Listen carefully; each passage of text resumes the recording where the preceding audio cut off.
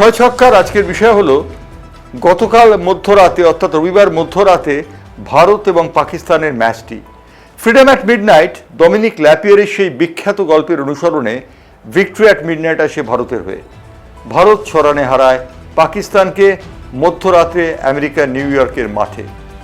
এই যে ছ রানে হারানো ভারতের, এটির পেছনে একটি ইতিহাস রয়েছে। প্রথমে ভারত ব্যাট করে 119 রানে সকলে আউট হয়ে যায়। পাকিস্তান পাল্টা ব্যাট করতে নেবে 7 উইকেটে 113 রান করে। লো স্কোরিং ম্যাচ, এবং লো স্কোরিং ম্যাচে এই ফলাফল। কেবলমাত্র পাকিস্তানের যেই খেলোয়াড়টি একটুখানি ভালো করার চেষ্টা করেছিলেন তিনি হচ্ছেন রিজওয়ান। বাকি সব পাক ব্যাটধারীরা এই ম্যাচে সঠিকভাবে খেলতে পারেননি।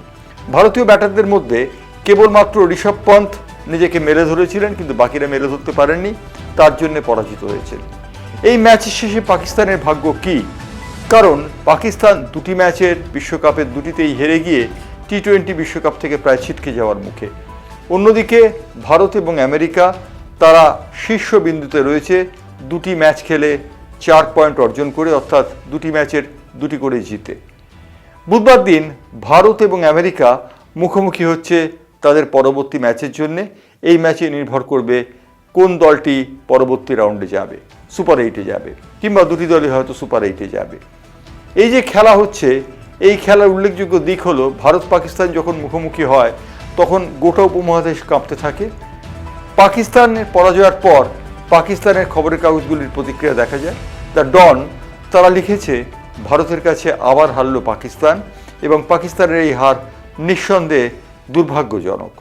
জং পাকিস্তানের প্রথম সারির উর্দু দৈনিক, তারা লিখেছে যে পাকিস্তানের এই পরাজয় কোনো মতেই মারা যায় না, পাকিস্তান ব্যাটাররা দায়িত্বজ্ঞানহীন ব্যাট করেছেন।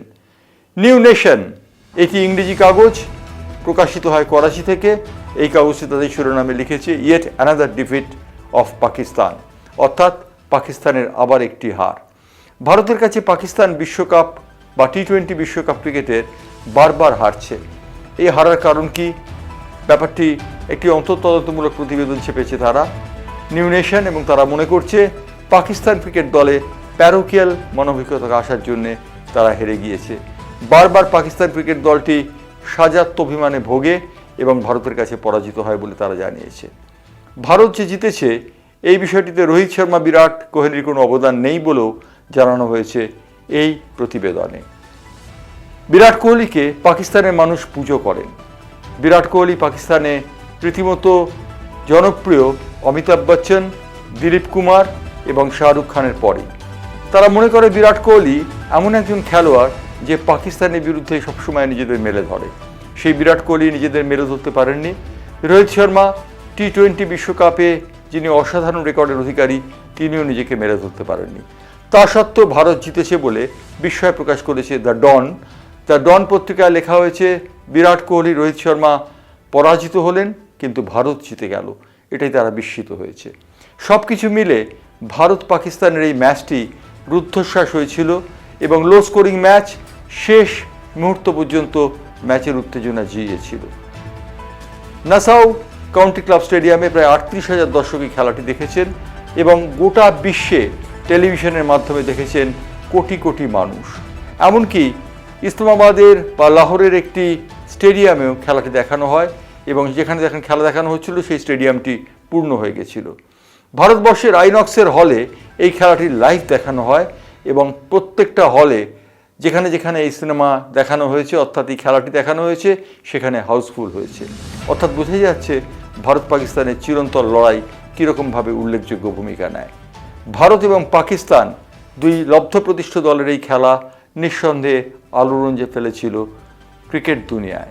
ক্রিকেট দুনিয়ায় এই আলোড়নের পর ভারত এই ম্যাচ জিতেছে 6 রানে। ভারত লো স্কোর করে 119 রান করে যখন সব আশা খুইয়ে বসেছিল, ঠিক সেই সময় ভারতের এই জয় নিঃসন্দেহে উল্লেখযোগ্য। এবং ভারতের এই জয় ভারতীয় সংবাদ মাধ্যমও খুব ভালোভাবে দেখেছে। তারা বলেছে রোহিত শর্মা, বিরাট কোহলিদের এই জয় নিঃসন্দেহে ভারতীয় ক্রিকেটের ধ্বজাকে আবার সংস্থাপিত করল ঊর্ধ্বে। 6 ছক্কা আজ এই পর্যন্ত।